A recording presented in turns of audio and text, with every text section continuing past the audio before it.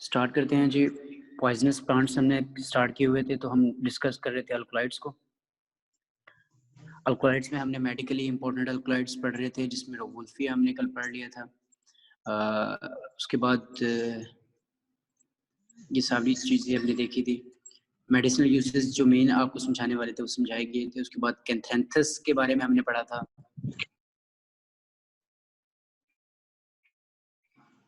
Next देखते हैं जी, ephedra हमने कल पढ़ लिया था। आज स्टार्ट करते हैं हम ओपियम के साथ, ठीक है। फोर्थ ड्रग जो सी है वो है ओपियम, अफीम, जिसको आम अल्फाज में कहते हैं। सिनोनिम्स आपके सामने आ चुका है। ओपियम को जो हम कॉमनली बोलते हैं या आम अल्फाज में पंजाबी में उर्दू में जो बोलते हैं वो अफीम बोलते हैं, ठीक है। इसके अलावा दूसरे नाम भी इस्तेमाल किए जा सकते हैं, जिसमें पोपी प्लांट, हेरोइन और पोस्ट ऑफ एफीम इस्तेमाल होता है, ठीक है। केमिकल क्लास जो सी है, केमिकल क्लास अल्कलॉइड्स हैं। बायोलॉजिकल सोर्स मेन आपने याद रखना है। अच्छा, ये बायोलॉजिकल सोर्स अगर आप देखें, पापावर सोमनीफेरम, ये इसका बायोलॉजिकल सोर्स है, बोटेनिकल सोर्स है, जो कि आप याद, ठीक है, जो कि आप याद करेंगे। आगे देखें जी। उसके बाद याद रखिएगा ये कैसे मिलती है। It is the air dried milky latex, जो अफीम का प्लांट होगा, पापावर सोमनीफेरम, जिसका बायोलॉजिकल सोर्स है, ये साइंटिफिक नेम है। इस प्लांट पे इंसिजन की जाएगी, इसको कट किया जाएगा।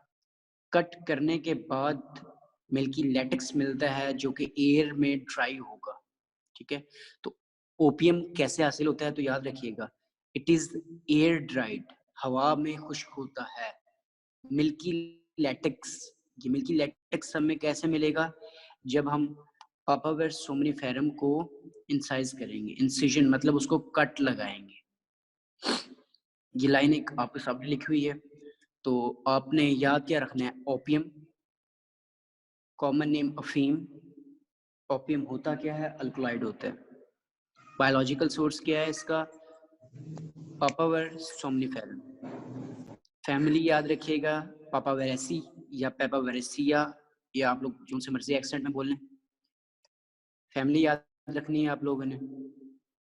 केमिकल कॉन्स्टिट्यूएंट्स, मॉर्फिन, कोडीन, नार्कोटीन, ठीक है, पापावरीन, ये 3-4 आप याद करेंगे केमिकल कॉन्स्टिट्यूएंट्स, ठीक है, जिसमें मॉर्फिन, कोडीन, नार्कोटीन, थियोबिन, नोस्कापीन वगैरह शामिल है। ये 3-4 नाम आप लोगों ने याद करने हैं।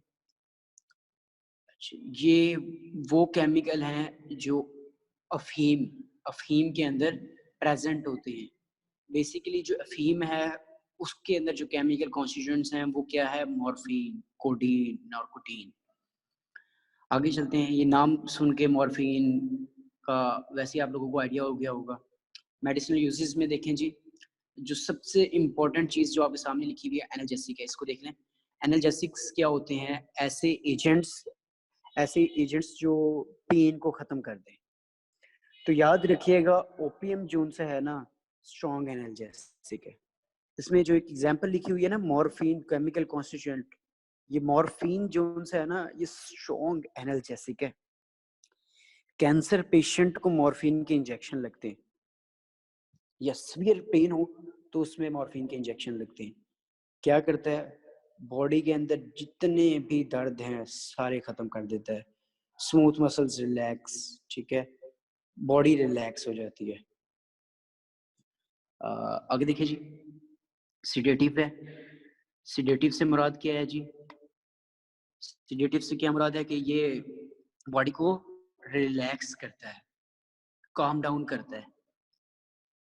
एंटीस्पोस्मोडिक है, ये स्मूथ मसल्स को रिलैक्स करने में इस्तेमाल होता है, ठीक है। अच्छा जी, उसके बाद कोडीन के बारे में जो बता रहा है, कोडीन क्योंकि अफीम के अंदर केमिकल कॉन्स्टिट्यूएंट्स कोडीन भी शामिल है, तो जो पापावरीन है, ठीक है। पापावरीन एक केमिकल कॉन्स्टिट्यूएंट जो हमने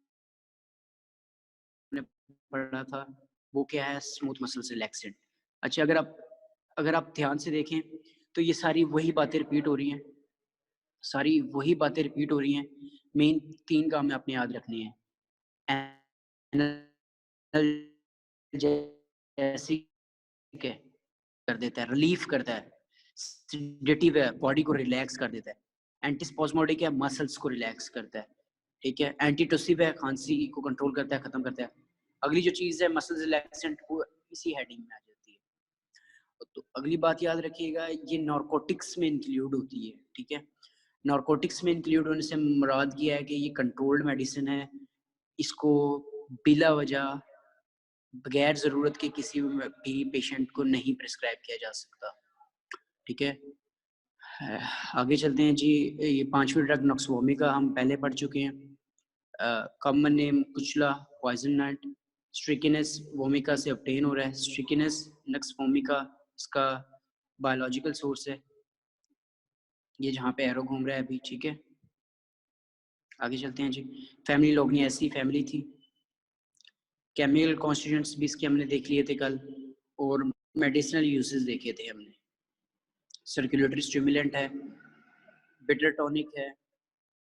बिटर टॉनिक आपको बता दिया था कि ये नीचे लिखा हुआ है, improve appetite and digestion. Alcohol poisoning में एज एन एंटीडोट यूज हो रहा है, और इंक्रीज कर रहा है इंटेस्टाइन की मोटेलिटी को, मतलब इंटेस्टाइन के अंदर जो कंटेंट है उनको बाहर एक्सपेल करता है। टोन इंटेस्टाइन की मोटेलिटी को इंक्रीज कर रहा है, ठीक हो गया जी। आगे देखिए जी, आज जो पढ़ना है 6th प्लांट आज वो है cinchona bark. Cinchona bark biological source इसका जो सा है सिंकोना सक्सी रुब्रा।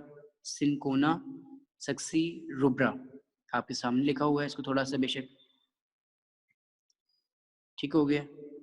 सिंकोना सक्सी रूबा, ठीक है। सिंकोना, आगे चलते हैं जी।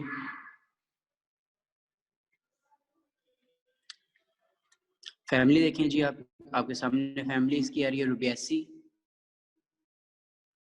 ये फैमिली याद रखनी है, डिटेल डिस्कशन नहीं जानी, हमने सिर्फ क्या याद रखना है वही रिपीट कर रहा हूँ बातें।